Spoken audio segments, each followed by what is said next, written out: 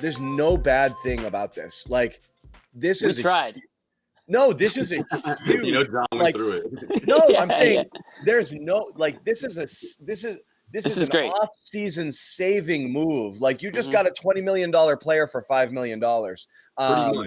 Pretty much, yes. You really did. You basically got as good a guy as you could have signed if you jumped into free agency and spent all of your money early, and you got him late with filling the exact position of need that you needed more than anything, and for nothing, for 1 year and for 5.9. Right.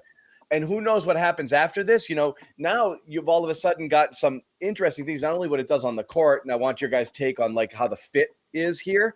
But beyond that, now you've got things you can theoretically do. Can you package Marcus now? Yeah, maybe you can. Can you, if you like Schroder and it works out here, can you try to re-sign him next season? Absolutely. You've hedged your bets against everything going to shit next offseason, theoretically. So there's a couple different things that work, but on the court, this is phenomenal for what they need. Like, you got a baller, and I think people really do forget, and they talked about it in the broadcast a bit, like, the Lakers were curb stomping people early in the year when they had everybody healthy, including Schroder, who was going off. Yes. Who was a massive upgrade for them, and then everything went to shit for them. But like that, for a while, they looked unbeatable, and Schroder was a huge part of that. I love this. I love it. You said it all, John. I mean, at the end of the day, he fits that criteria, right? We've been talking about.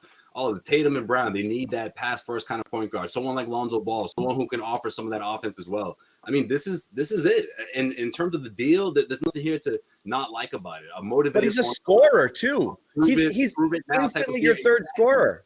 And he knows that. And he knows how much he can flourish in here. And what's the first thing he says? And I know it's a PR move to say the least, in the sense of, like, you're supposed to say these type of things, but like, he has so much respect for this organization, and that's genuine. We know how Rajon Rondo in his years and in his heyday, and that sort of how that influenced him, and how Dennis Schroder said that he modeled his game after that. I mean, so he's got that bit of that Celtics pride. But man, to hear that from someone like Schroder, I think it obviously coincides with the whole rebuilding this culture and having that type of attitude. And on top of everything, what do we say we want out of the point guard, right? Out of point guard X, that's ideal for this team. He gets it done on the defensive end. He could be an anchor on that defensive end.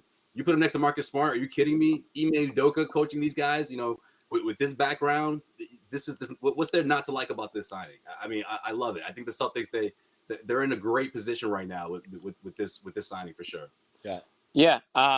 We talked about it I think it was the last show, because that was when we talked about the rumor. I think it was the last show. And the reason why I thought there was some smoke to it is because there just weren't that many teams left that could have signed this guy. And that's why I was like, well, the Celtics appear to be a good fit for him because of the players they have, in their starting lineup, Tatum and Brown, Smart, obviously, go down the line. This guy would be on a prove-it deal on a team that, looks to have some nationally televised games, looks to hopefully make a playoff push, all those things. So he could sign with them on a short-term deal and sort of try to build his worth back up. So it's a win-win. I mean, you like to get a player, like you guys mentioned, that's right around $20 million.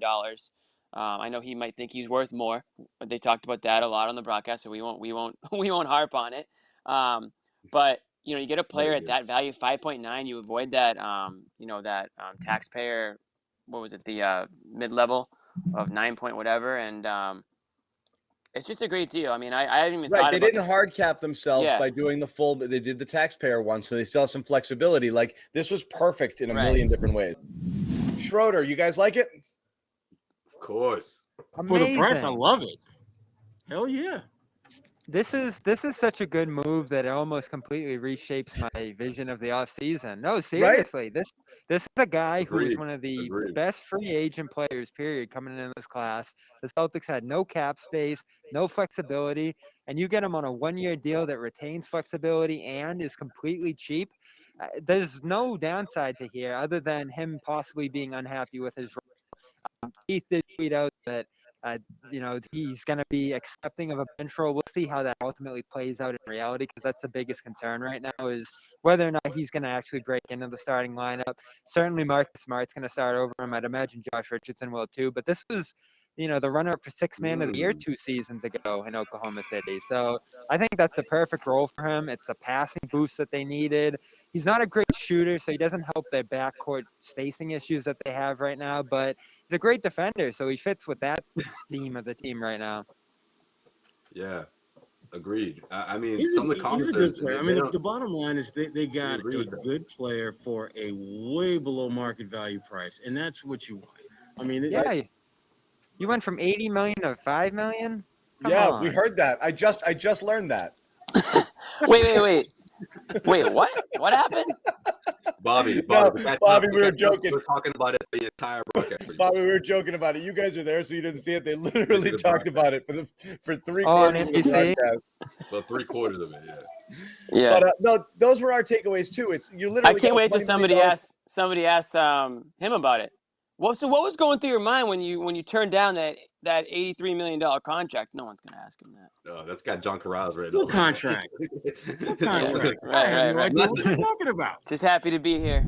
Jason and Jalen are elite scorers, but we also want them to be better playmakers. Hence, guys, you got to give up the ball when you get it sometimes. Like, you got to move the basketball. And I think that's with all of those things is we can't get into these rhythms that you got into last year where it's just iso ball, rotates over to Marcus and he jacks a 3 because he's so happy to have it. There's obviously, like, everyone's got to work to be better facilitators and better playmakers on this team, especially the guys who are going to have the ball the most in their hands. Well, remember, that was kind of how, those early Brad Stevens teams played. I mean, they kept swinging the ball and they passed up a lot of good shots for great ones. This team doesn't do that anymore because they have 2 elite scorers in Jason and Jalen who can get their shot off pretty much whenever they want to. And that's, to me, that's a blessing and a burden for this team because those guys, I think, sometimes prime that pump a little too much. Well, they have the personnel to get the ball moved more a little bit now, and this is what I do like about the Schroder move more than anything is he's another guy who just keeps it moving, keeps it popping. And this is a great passer. They used to call him German Rondo. Remember those days? Yep. Oh yeah. So you got 3 quality. They were into him when he was coming out. He was a guy who was linked to here as a guy who they really liked. Brad's had eyes on him for a while. Yep. Yeah, he's a good 2-way guy. At 80 million, you wouldn't have loved him, especially after the postseason he just had. It's just this discount getting here. The 3 guards that they're gonna have, and Sherrod sees him starting. I don't see him starting. Either way, you're still gonna be able to flow these guys in and out of different lineups and have about 5-6 players when you consider Horford, a little leap from the Jays in that sense, who can move the ball, who can keep it popping, and essentially have ball handlers and creators at every position. The things you're seeing Peyton Pritchard and possibly Yam here do as well. It all lends toward being a much better ball movement team next year. And of course, John, the best of them all, Rob Williams, is what we see him as a ball mover. Every single position on this team, if the Jays commit to it, if they do make this leap that Ime talked about today, are able to move the ball and have this be a pass-heavy team next year, which is the exact opposite of what we watched last year. No doubt about it. The again, as you guys have all said it, and we all agree, off-season saving, off-season altering, outlook altering move just in one fell swoop here changes the dynamic of things tremendously for this team. Where, no joke, coming in, we're talking about them battle in the 8th seed, battling play-in sort of situation, and you feel like a great deal better about this team just for this one move. So that was, again, super huge here.